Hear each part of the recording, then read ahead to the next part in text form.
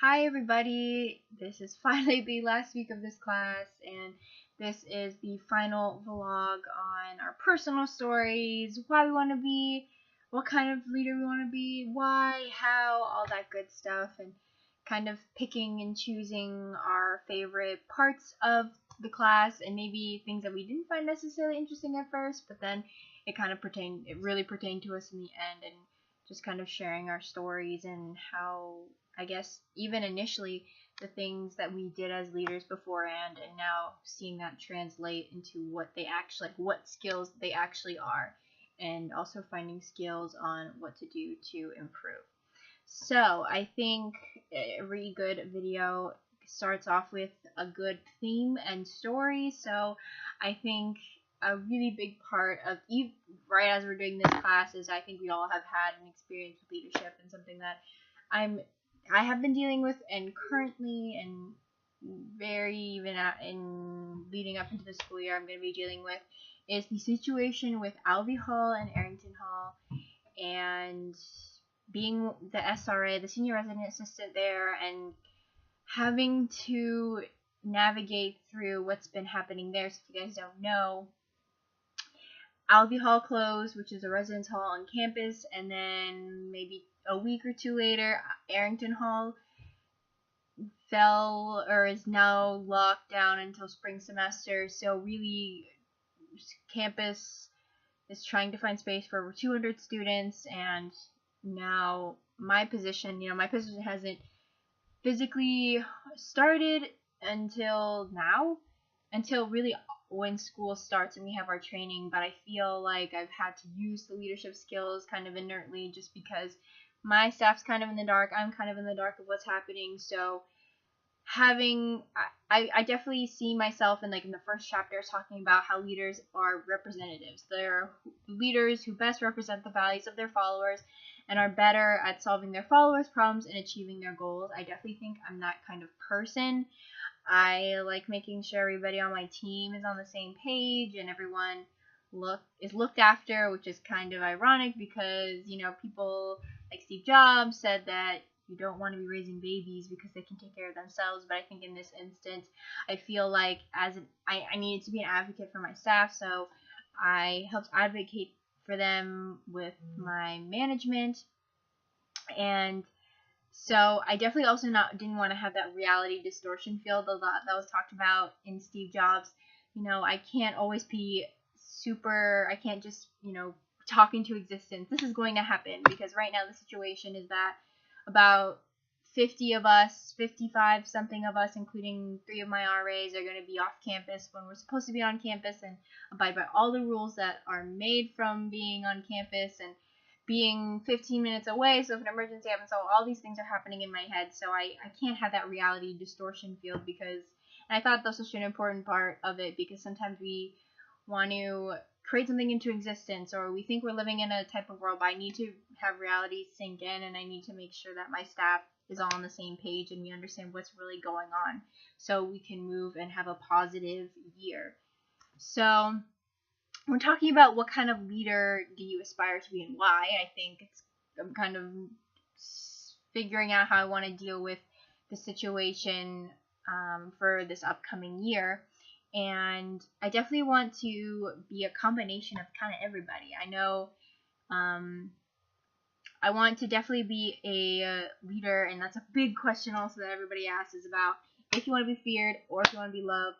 Totally cognizant of what the chapters in the Prince said about it. It's better to be feared than to be loved. And given my position, I feel like I am somewhat part of customer service. So you can't be feared. You gotta be respected and appreciating the other person. So it's not so much that, but also when things get not tough even, but just when they get complicated, you gotta step up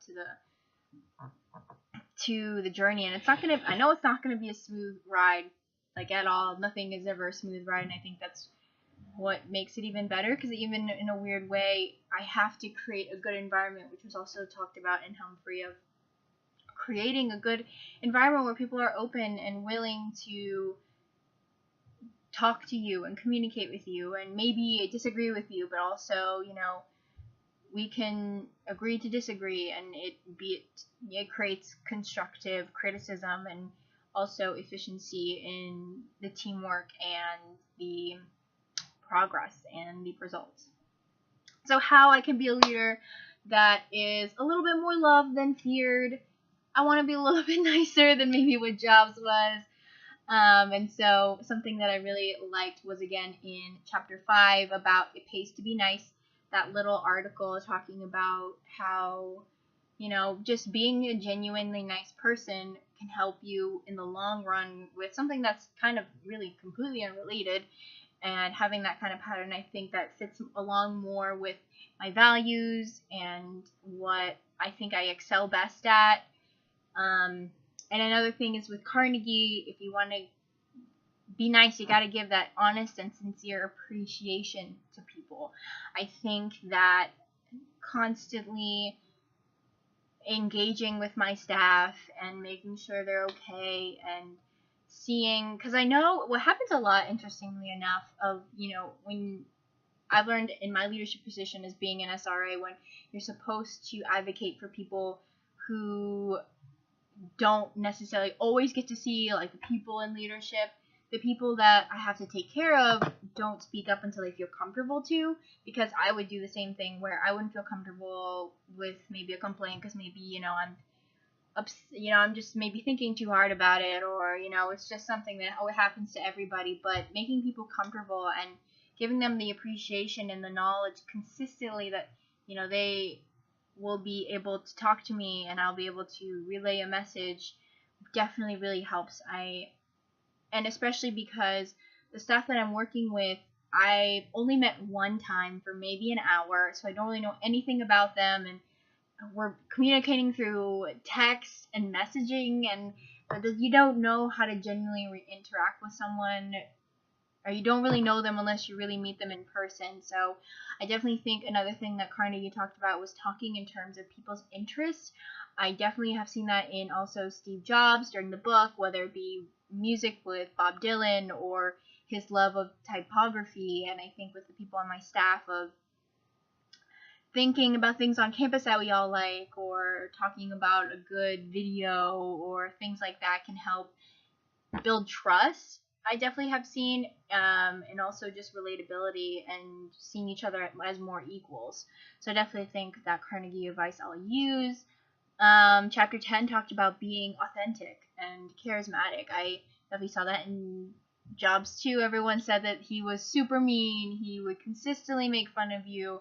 But yet since he was just so genuinely passionate about building Apple, building the Macintosh, building the iPod, building Next, it was so inspiring. And I definitely don't think I could balance those two, being like just super, in your face and confrontational and aggressive, and then also being inspired. I don't really see myself with those two combinations, but I think being authentic in the fact that you need to find your good combination, finding a good balance between everything that you need to do as a leader, and showing your honesty. I definitely think that since I'm going through the same process that my staff is, of like, I didn't know where I was going to be placed, I didn't know who I was going to be living with, I didn't know who I was going to be working with, which is definitely in the same boat as my colleagues.